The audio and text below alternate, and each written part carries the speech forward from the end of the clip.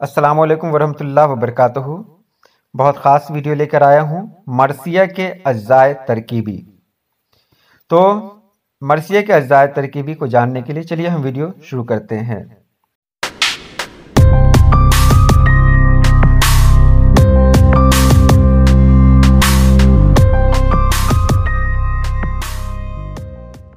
जैसा कि हम जानते हैं कि मरसिया के 8 अज्जाए तरकीबी हैं।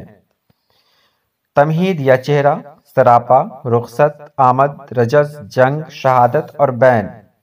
उसमें सबसे पहले आता है तमहीद या चेहरा। तो इसकी तारीफ क्या है?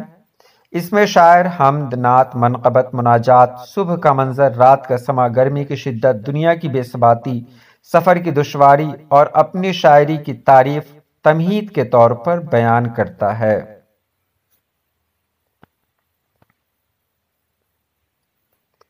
सरापा, इसमें हीरो के कदोकामत, खदोखाल, लिबास और दीगर औसाफ बयान किए जाते हैं। रुखसत, इसमें हीरो का हजरत इमाम हुसैन रज़ियल्लाहु ताला अन्हो से जंग में जाने के लिए इजाज़त तलब करना और अजीज़ों से रुखसत हासिल करने का बयान होता है। आमद, इसमें हीरो का घोड़े पर सवार होकर शान शौकत से मैदान जंग में जाने और आमद के सिलसिले में हीरो के घोड़े की तारीफ का बयान होता है। रजस, इस हिस्से में हीरो अपने खानदान की तारीफ, अपने बुजुर्गों के कारनामों का जिक्र और जंग के मामलात में अपनी महारत और बहादुरी का बयान करता है। जंग, इसमें हीरो का किसी नामी पहलवान या दुश्मन से बड़ी बहादुरी से लड़ना, जंग के सिलसिले में हीरो के घोड़े, तलवार और दूसरे हथियारों की तारीफ की जाती है और जंग के वाक़यात बयान किए जाते हैं।